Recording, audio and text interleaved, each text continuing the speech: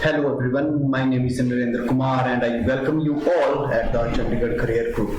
So guys, हम जो है अब एक नए मंथ में आ चुके हैं। ये जो मंथ है ये मई का मंथ है और जो है अप्रैल के जो करंट अफेयर है लास्ट वीक के वो हमने बहुत अच्छे से कवर कर लिए हैं। अब गाइस एक प्रॉब्लम ये हो गई थी बिकॉज जो है ड्यू टू द कोविड कहीं ना कहीं जो है लॉकडाउन की सिचुएशन बन रही है, जिसकी वजह से क्या हो गया कि आपको जो है फर्स्ट एंड जो सेकेंड ऑफ मई के करंट अफेयर है वो कहीं ना कहीं क्या हो गए आपके अच्छे से कवर नहीं हुए होंगे, राइट।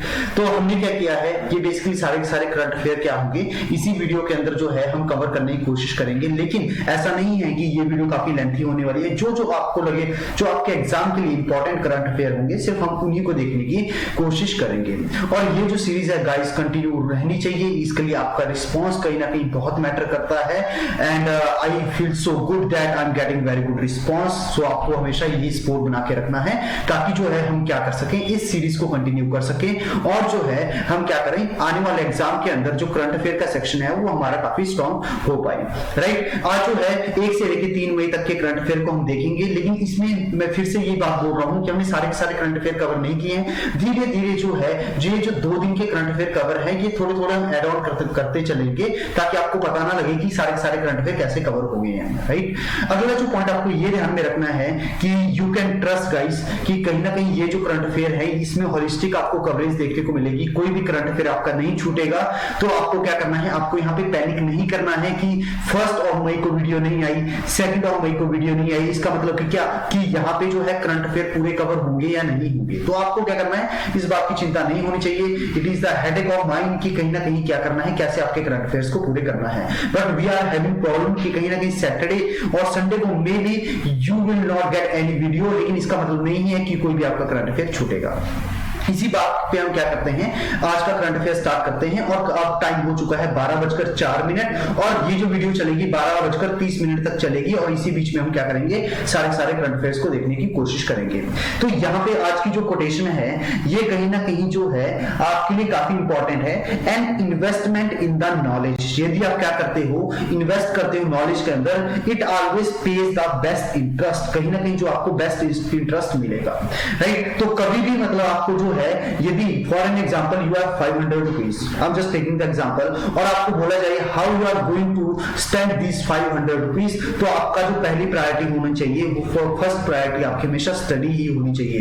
तो आपको क्या करना चाहिए, इसमें से कुछ बुक्स को बाइज करना चाहिए रेदर देन क्या मार्केट में जा रहे हो और ऐसे पैसे उड़ा रहे हो, राइट। तो आपको हमेशा इन्वेस्ट करना है एजुकेशन में, ताकि आने वाले फ्यूचर में कहीं ना कहीं आप एक बेटर ह्यूमन बीइंग बन पाओ और कहीं ना कहीं जो है एक आप नॉलेजेबल पर्सन बन पाओ। इसी बात पे जो है हम आज के करंट अफेयर को स्टार्ट करते हैं। तो सबसे पहला जो हमारा सेगमेंट है इसमें आपको क्या देखने को मिलेगा, you are going to get important days and events, right. तो इसमें आज जो है इंपॉर्टेंट डेज जो भी होंगे हम उनको कहीं ना कहीं कवर करने की कोशिश करेंगे, लेकिन जैसा कि आपको पता है अब आपको थोड़ा सा रिवाइज करनी है चीजें। अब मैं आपको सीधा क्या बोलूंगा, आपको जो है मैं डेट बोलूंगा, आपको क्या करना है आपको बताना है कौन सा डे होगा। कमेंट बॉक्स में टाइप करना स्टार्ट कर देना। सबसे पहले आपको ये पता होना चाहिए अप्रैल 22, उसके बाद आपको ये पता होना चाहिए अप्रैल 23 को हम कौन सा डे सेलिब्रेट करते हैं, अप्रैल 24 को हम कौन सा डे सेलिब्रेट करते हैं, ये पॉइंट आपको बहुत अच्छे से पता होना चाहिए। और उसके बाद आपको ये बताना है दिसंबर 25 को हम कौन सा डे सेलिब्रेट करते हैं। आपको ये 4-5 डे बताने हैं, more than enough for your examination, right. आज हमारे पास जो इंपॉर्टेंट डेज है सबसे पहले जो है हम 1 ऑफ मई का इंपॉर्टेंट डे है वो एग्जाम के लिए काफी इंपॉर्टेंट है। सबसे पहले क्या है, international workers day, right. Day कौन सा है, इंटरनेशनल वर्कर्स डे। और इंटरनेशनल वर्कर्स डे जो है क्या किया जाता है, ये बेसिकली ऑब्जर्व किया जाता है ऑन 1 ऑफ मई, राइट। आपको क्या करना है, ये चीज जो है कहीं ना कहीं याद करने की कोशिश करनी है। 1 ऑफ मई जो है क्या होगा, इंटरनेशनल वर्कर्स डे होगा, या हम इसको क्या कहते हैं, हम इसको जो है इंटरनेशनल लेबर डे भी कहते हैं। आपको ये 2 पॉइंट अच्छे से पता चल गए होंगे, राइट। अगला क्वेश्चन ये आना चाहिए कि यदि मैं इंटरनेशनल लेवल पे ऐसी कौन सी ऑर्गेनाइजेशन है जो लेबर का कंसर्न देखती है,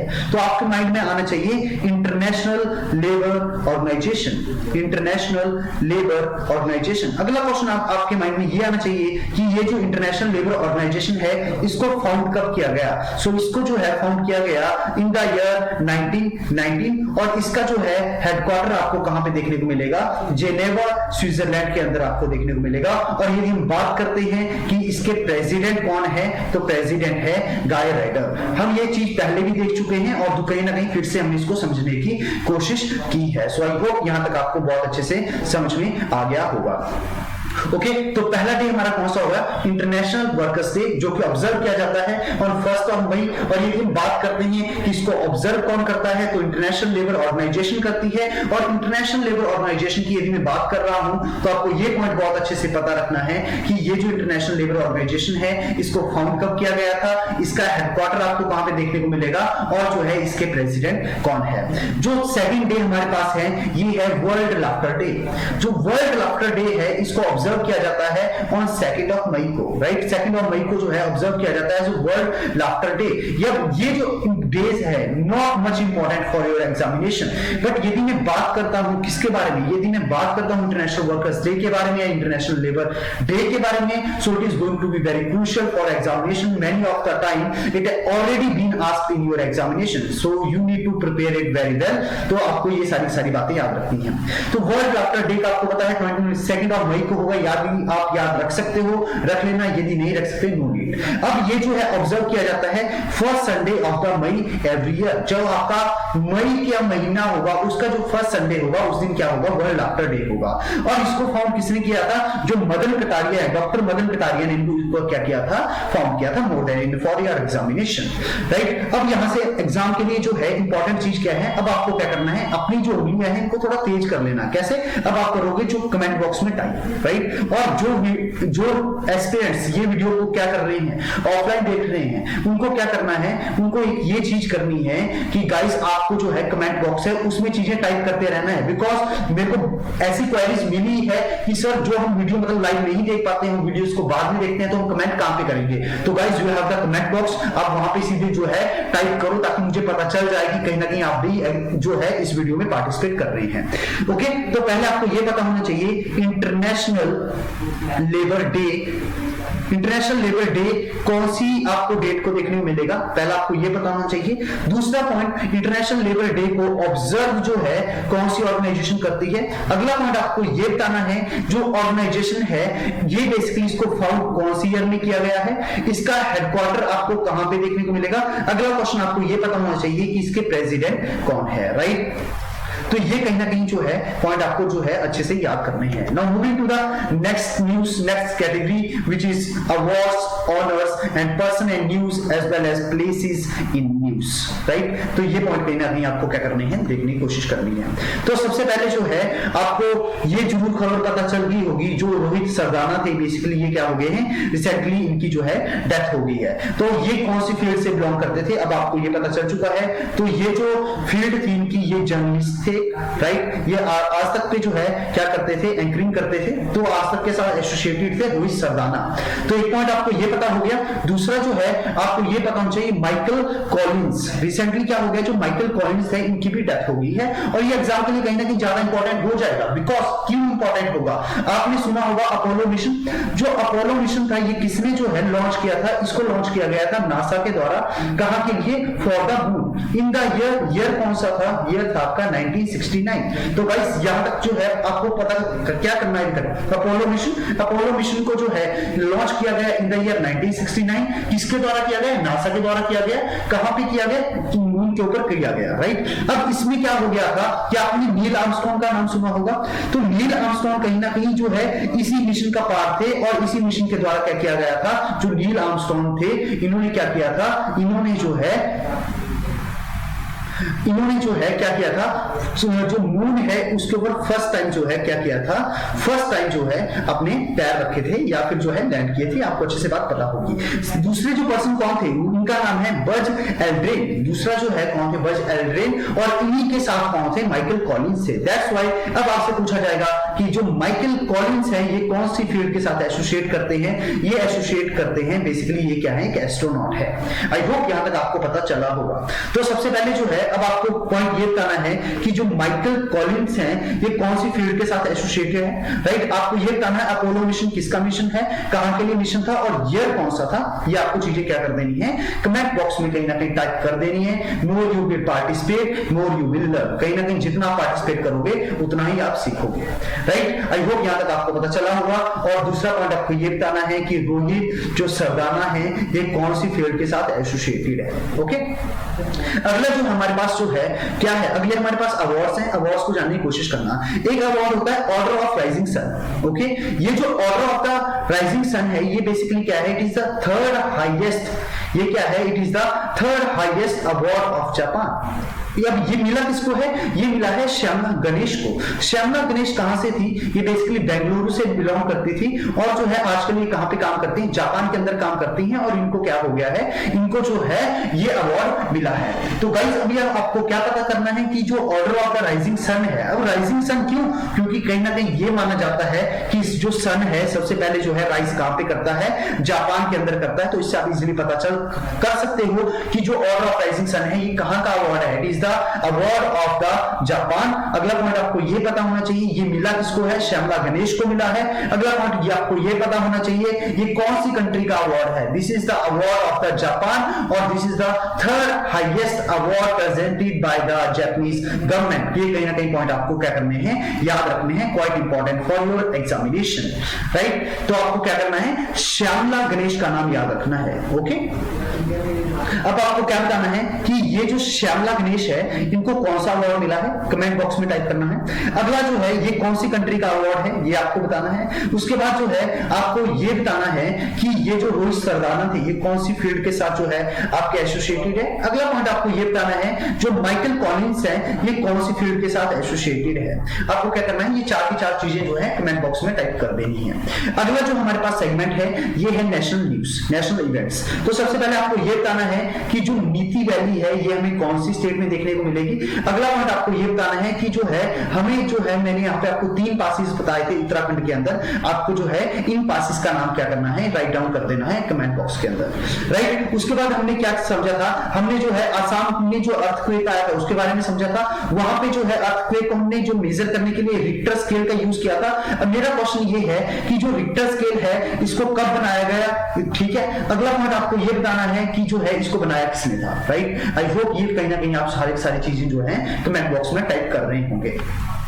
अब ये जो न्यूज है हमारे पास ये है निर्मला सीतारमण। इन्होंने क्या किया है, इनॉग्रेट किया है इंडिया का फर्स्ट 3D प्रिंटेड हाउस, कहां पे, IIT मद्रास में, राइट। अब ये पॉइंट है, बस आपको ये पता होना चाहिए कि बस ये जो न्यूज है more than enough for your examination कि जो है IIT जो मद्रास है वहां पे क्या हुआ है, फर्स्ट टाइम जो है 3D प्रिंटिंग जो हाउस है इसको इनॉग्रेट किया है, किसने किया है, निर्मला सीतारमण में, राइट। अब ये जो सारा काम हाउस की यदि बात कर रहे हैं 3D प्रिंटिंग हाउस की, तो राइट ये बेसिकली जो है क्यों है, इसको इन्होंने इनॉग्रेट क्यों किया, क्यों, बिकॉज जो मोदी गवर्नमेंट है ये फोकस कर रही है हाउसिंग फॉर ऑल के ऊपर। इसका ये एक स्कीम है, हाउसिंग फॉर ऑल एक स्कीम है जो जिसकी डेडलाइन क्या है, 2020 है, राइट। तो आपको ये सारे पॉइंट पता होने चाहिए। तो अभी आपको पहला पॉइंट ये बताना है कि जो है फर्स्ट 3D जो हाउस है ये बेसिकली इसकी जो पेंटिंग है ये आपको कहां पे इनॉग्रेट की है, निर्मला सीतारमण में। तो आपके पास ऑप्शन दे दिए जाएंगे, IIT रोपर, IIT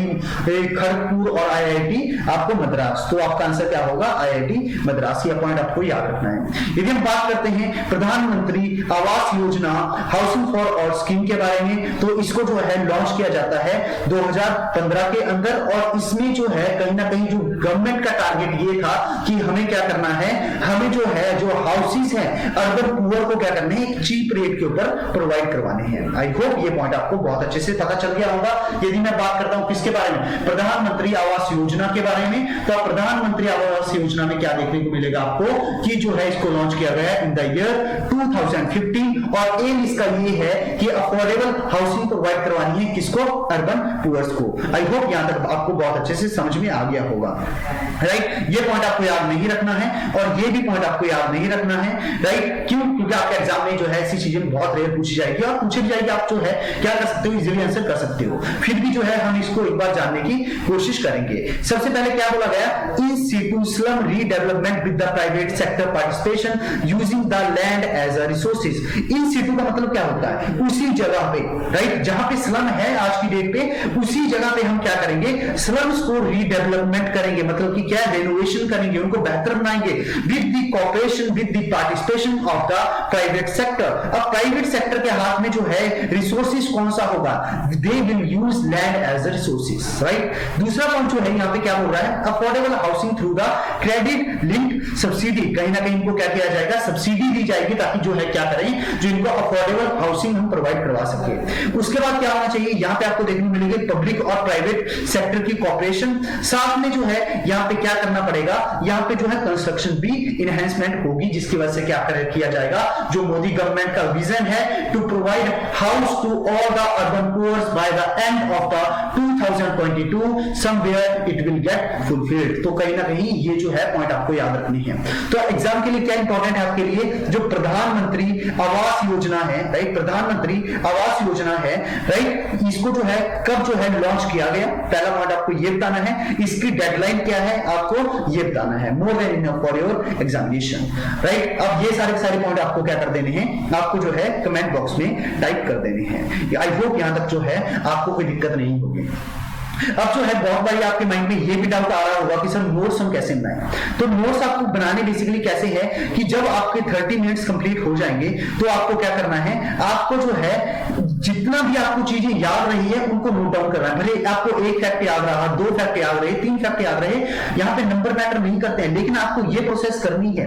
उसके बाद जो है आपको क्या मिल जाएगा, जो चंडीगढ़ करियर ग्रुप का टेलीग्राम जो चैनल है वहां पे आपको जो है पीडीएफ मिल जाती है एकदम कंसाइज वे में, 1 या 2 पेज की पीडीएफ होती है, उससे जो है आप पॉइंट क्या कर सकते हो, ऐड ऑन कर सकते हो। और ये सारा जो प्रोसीजर है ये कहीं ना कहीं 45 मिनट के अंदर कंप्लीट हो जाना चाहिए, और जो है उस दिन के सारे करंट अफेयर आपको इजीली याद हो जाएंगे, राइट। अब हम किसके बारे में बात कर रहे हैं, अब हम बात कर रहे हैं नेशनल कमीशन फॉर वुमेन के बारे में। रिसेंटली इन्होंने क्या किया है, एक व्हाट्सएप नंबर जो है इसको लॉन्च किया है प्रेग्नेंट वुमेन्स के लिए। क्या नंबर को याद रखेंगे, नहीं, नंबर को याद नहीं रखना है, बस आपको यह पता होना चाहिए कि नेशनल कमीशन फॉर वुमेन है, इसको बेसिकली जो है फाउंड कब किया गया, इसको स्टैब्लिश किया गया इन द ईयर 1992। और ये क्या है, कॉन्स्टिट्यूशनल बॉडी है, नहीं, ये बेसिकली क्या है, एक स्टैट्यूटरी बॉडी है। आपको ये पता होना चाहिए स्टैट्यूटरी बॉडी कौन सी होती है और कॉन्स्टिट्यूशनल बॉडीज कौन सी होती है। कॉन्स्टिट्यूशनल बॉडीज वो बॉडीज होती है जो कि कॉन्स्टिट्यूशन अमेंडमेंट बिल के द्वारा जो है क्या किया जाएगा, ये कॉन्स्टिट्यूशन अमेंडमेंट एक्ट के द्वारा बनाई जाती है,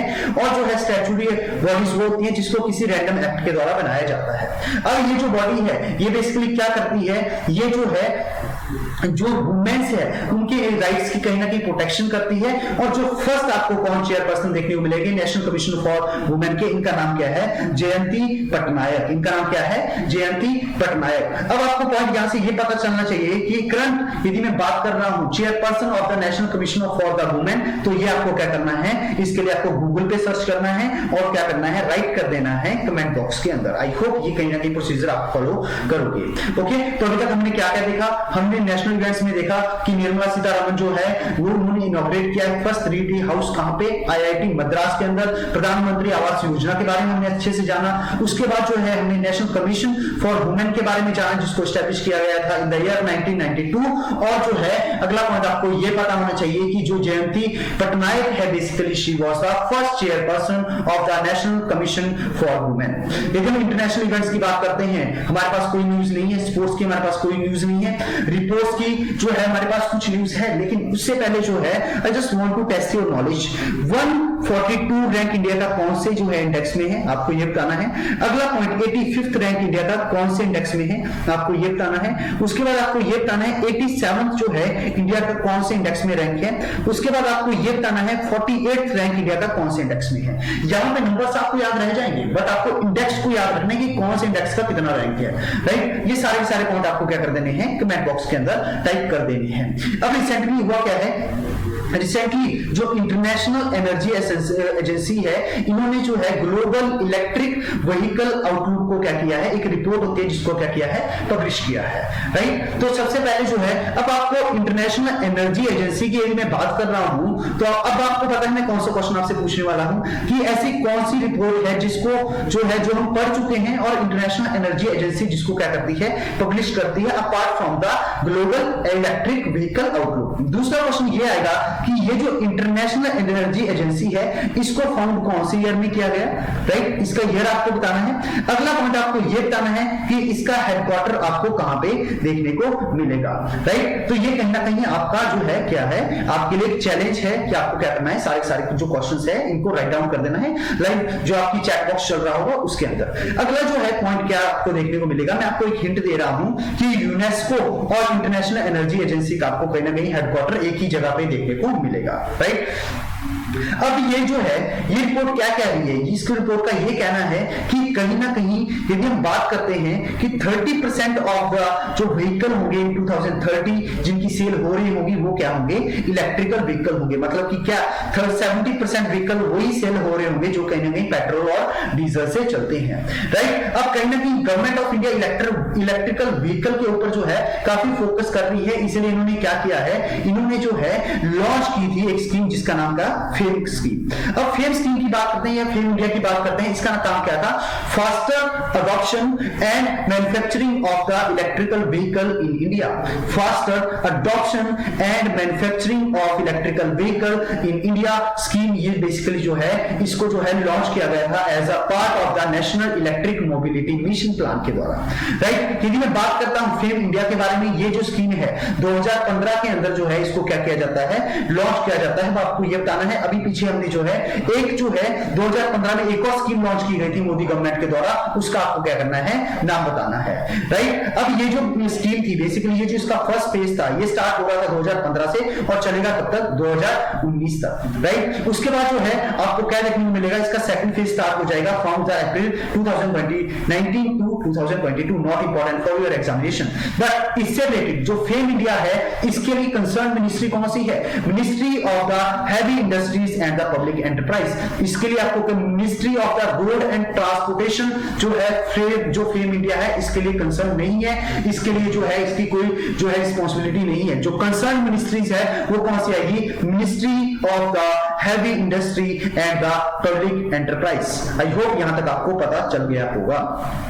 तो अभी तक हमने क्या देखा है, ग्लोबल इलेक्ट्रिकल व्हीकल आउटलुक जिसको जो है पब्लिश किसने किया है, इंटरनेशनल एनर्जी एजेंसी ने किया है। और इनका कहीं ना कहीं ये मानना है कि जो 2030 की यदि हम बात कर रहे हैं तो 30% ऑफ जो व्हीकल सेल हो रहे होंगे वो क्या होंगे, आपके इलेक्ट्रिकल व्हीकल होंगे। और यदि फेम इंडिया के बारे में बात करते हैं तो फेम इंडिया जो है स्टैंड करता है किसके लिए, जो faster adoption and the manufacturing of the vehicle electrical vehicle in India. और ये जो स्कीम है इसको 2015 के अंदर लॉन्च किया गया था। और इसके लिए जो आपको कंसर्न मिनिस्ट्री देखने को मिलेगी ये आपको देखने को मिलेगी ministry of the heavy industries and the public enterprises. I am sorry, थोड़ा सा अब मे भी आपको फंबल होने को देखने को मिलेगा, I am sorry for that. लेकिन कहीं ना कहीं आपको अब क्या करना है, जो ऑब्जेक्टिव्स है इसके ऊपर क्या करना है, आपको फोकस करना है। फोकस इसका यही है कि हम क्या करेंगे, हम जो है हाइब्रिड व्हीकल्स को क्या करेंगे, कहीं ना कहीं जो है बनाएंगे। और हाइब्रिड मतलब कि क्या, वो व्हीकल जो इलेक्ट्रिकल भी हो और पेट्रोल डीजल से चलते हो,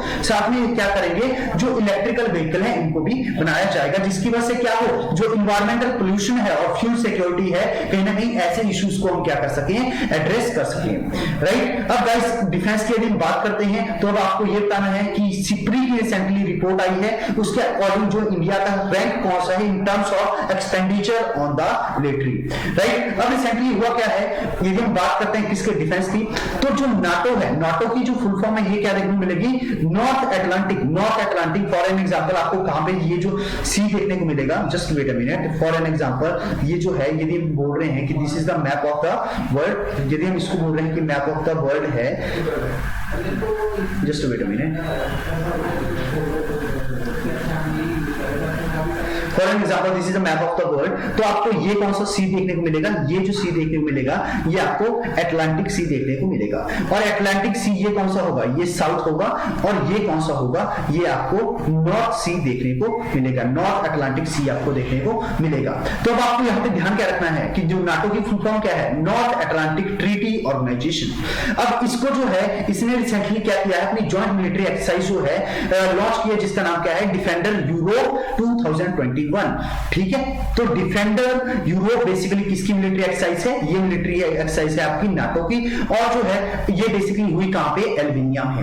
अल्बानिया आपको कहां पे देखने को मिलेगा? यहाँ पे आपको यूरोप का पार्ट है, यहाँ पे आपको देखने को मिलेगा। यहाँ पे आपको एड्रियाटिक सी देखने को मिलेगा, यहाँ पे आपको कौन सा सी देखने को मिलेगा? आयनिक सी देखने को मिल जाएगा। ये कहीं ना कहीं पॉइंट आपको क्या करने हैं? याद रखनी है। आई होप यहां तक अच्छे से समझ में आ गया होगा। तो डिफेंडर जो यूरोप है ये बेसिकली किसकी एक्सरसाइज है? ये जो है आपको नाटो की एक्सरसाइज देखने को मिलेगी। और मैं नाटो के बारे में बात कर रहा हूं तो North Atlantic Treaty Organization basically क्या है? इसकी फुल फॉर्म है। अब ये जो नाटो जो है टॉपिक आपके एसएसबी के लिए, सर्विस सिलेक्शन बोर्ड के लिए काफी इंपॉर्टेंट है, बिकॉज जब आप क्या हो जाओगे? स्क्रीनिंग हो जाओगे, जो लेक्चरेट होता है वहां पे आपको ऐसे जो है ऑर्गेनाइजेशन के ऊपर बोलने के लिए टॉपिक्स आते हैं। तो यदि आपका इस पे होल्ड अच्छा है तो आप बहुत अच्छा वहां पे 3 मिनट के लिए बोल सकते हो। सबसे पहले आपको स्टार्ट कैसे करना है? सबसे पहले आपको बताना है कि जो नाटो की फुल फॉर्म क्या है। इसका जो फुल फॉर्म है ये है North Atlantic Treaty Organization. Basically इसका नेचर कैसा है? यदि हम बात करते हैं नॉर्थ अटलांटिक ट्रीटी ऑर्गेनाइजेशन के बारे में तो ये बेसिकली जो है मिलिट्री अलायंस है किस किस के बीच में? जो बेसिकली जो है मिलिट्री अलायंस हुई थी किस किस के बीच में? जो आपको नॉर्थ अटलांटिक के साथ जो कंट्रीज टच कर रही है उनके बीच में, राइट। अगला पॉइंट जो है ये बेसिकली पिक्चर में कब आया था? नॉर्थ अटलांटिक ट्रीटी के द्वारा ये जो ऑर्गेनाइजेशन थी ये पिक्चर में आई थी, और उसको जो है फाउंड कब किया गया था? In the year 1949। I hope अब तक आपको ये पता होगा कि 1948 में क्या क्या एस्टेब्लिश हुआ था, 1946 में, 1945 में। तो आई होप यदि आप मेरे पुराने स्टूडेंट हो जो कि रिलीजियसली इसको उन चीजों को फॉलो कर रहे होंगे तो सारी चीजें जो है आपको रिकॉल हो रही होंगी। तो गाइस आपके लिए थोड़ा सा चैलेंज ये है, जितनी भी आज तक हमने ऑर्गेनाइजेशन पढ़ी है यदि आप उनको जो है कमेंट बॉक्स के अंदर टाइप कर सकते हो, अभी नहीं कर सकते हो तो जब वीडियो खत्म होगी उसके बाद जो कमेंट बॉक्स होगा वहां पे टाइप कर सकते हो, तो कर देना। कहीं ना कहीं से पता चल जाएगा कि आपका रिवीजन कितना सॉलिड है। यदि हम बात करते हैं किसके बारे में? नॉर्थ अटलांटिक ट्रीटी ऑर्गेनाइजेशन के बारे में। इसको जो है फॉर्म किया गया कब? जो 1949 के अंदर। और इसका हेडक्वार्टर आपको कहां पे देखने को मिलेगा? हेडक्वार्टर आपको देखने को मिलेगा ब्रुसेल, बेल्जियम के अंदर, राइट। बेल्जियम बेसिकली क्या है? यूरोपियन कंट्री है, और वहां पे ब्रुसेल है जो इसकी कैपिटल है।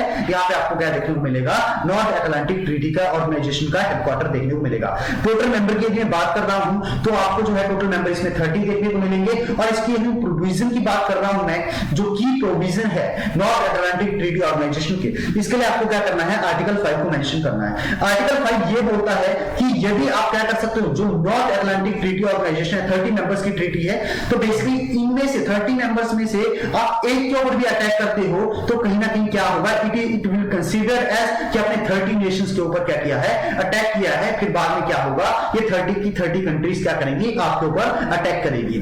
जो आर्टिकल 5 है इसको जो है सिर्फ एक बार इन्वोक किया गया था जब 9/11 जो अटैक हुआ था कहां पे? यूएस के अंदर। ये आपको पॉइंट अच्छे से पता होना चाहिए। यदि हम बात करते हैं गवर्नमेंट स्कीम के बारे में तो गवर्नमेंट स्कीम आज हमारे पास कोई नहीं है। पॉलिटिकल करंट अफेयर हमारे पास कोई नहीं है। इन्वायरमेंट का हमारे पास एक इंपॉर्टेंट करंट ये है कि रिसेंटली जो रिजर्व बैंक ऑफ इंडिया है इसने क्या कर लिया है? इसने ज्वाइन कर लिया है network for the grinning financial system.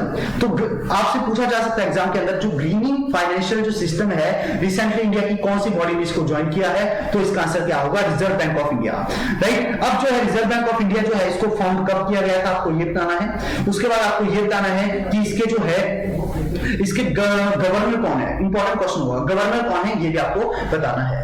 Okay, अब जो है इसकी यदि बात करते हैं ग्रीन फाइनेंसिंग सिस्टम के बारे में तो कहीं ना कहीं ये जो क्लाइमेट चेंज है इसको रोकने के लिए ही ये जो है एक सिस्टम क्रिएट किया गया है जिसको क्या किया गया है? आरबीआई के द्वारा ज्वाइन किया गया है। यदि हम समिट ऑफ कॉन्फ्रेंस की बात करते हैं हमारे पास कोई नहीं है। यदि हम साइंस एंड टेक की बात करते हैं तो रिसेंटली क्या किया है? आपको जो है क्या देखने को मिलेगा? 60 स्टारलिंक्स सैटेलाइट्स आपको देखने को मिलेगी। तो आपसे पूछा जा सकता है जो 60 स्टारलिंक्स है basically it was recently news, ये बेसिकली क्या है? दे आर द सैटेलाइट्स जो कि क्या करेंगी? जो कि कहीं ना कहीं इंटरनेट सर्विस को बेहतर बनाने की कोशिश करेंगी। और इसको ये किसके द्वारा लॉन्च किया गया? स्पेस एक्स के द्वारा लॉन्च किया गया। कहां से? जो फाल्कन 9 उनका रॉकेट है वहां से उसको क्या किया गया? उसको जो है लॉन्च किया गया। ये पॉइंट आपको क्या करना है? बहुत अच्छे से पता होना चाहिए। यदि हम बात करते हैं आरबीआई के बारे में तो उन्होंने क्या किया है? ग्रीन फाइनेंसिंग सिस्टम को जो है ज्वाइन किया है। और यदि हम बात बात कर रहे हैं 60 स्टारलिंक के बारे में। ये सैटेलाइट्स है जो उसकी लॉन्च की गई है स्पेसएक्स के द्वारा, और इनको कैरी कौन कर रहा है? इनको कहीं ना कहीं कैरी कर रहा है आपका फाल्कन 9, और जो है ये बेसिकली क्या करेंगे, बेटर जो है आपको क्या करेंगे, इंटरनेट प्रोवाइड करवाएगी। आई होप यहां तक आपको अच्छे से समझ में आ गया होगा। तो गाइस इसी के साथ जो है हम इस वीडियो को करते हैं यहीं पे खत्म। और आपको क्या करना है, आप क्या कर सकते हो, यदि आपको ऐसी पीडीएफ चाहिए जो आपकी 2 पेज में समराइज हो जाएगी, तो उसके लिए आपको क्या करना पड़ेगा, यू नीड टू विजिट। आप कहां पे करना पड़ेगा, आपको जो है विजिट करना पड़ेगा, कहां पे, टेलीग्राम पे। और ये जो लिंक है, आप इस लिंक को सिंपली क्या कर सकते हो, फॉलो कर सकते हो। आपके पास कुछ ऐसा पेज खुलेगा, आप इसको ज्वाइन कर सकते हो, जिसकी वजह से आपको क्या देखने को मिल जाएगा, जो है आपको पीडीएफ इजीली मिल जाएगी। आई होप गाइस आपने ये जो सेशन है इसको जो है एंजॉय किया होगा, और जो है मैं एक्सपेक्ट कर रहा हूं आपने पार्टिसिपेट भी अच्छा किया होगा। अब आपको क्या करना है, जो भी आपको लगता है कि स्कोप ऑफ इंप्रूवमेंट है इस लेक्चर में, आपको बिना कोई हेजिटेशन के आपको क्या करना है, कमेंट बॉक्स में अपना सजेशन जो है छोड़ देना है, ताकि हम क्या करें, इस वीडियो जो लेक्चर है इसको हम और बेहतर बना पाए। बिकॉज ये कहीं ना कहीं आप ही का लेक्चर है, आप ही के लिए है, तो जैसा आप चाहते हो वैसे ही चीजें होंगी। उसके लिए आपको क्या करना है, तो उसके लिए आपको हेजिटेट नहीं करना है सजेशन देने से पहले। ओके सो गाइस, और हमारे पास जैसा कि आपको पता है कमेंट बॉक्स ही एक मीडियम है कम्युनिकेशन करने का, तो आई थिंक हमें ये मीडियम को बहुत अच्छे से यूज करना चाहिए। इसी के साथ जो है हम वीडियो को यहीं पे खत्म करते हैं। Thank you so much.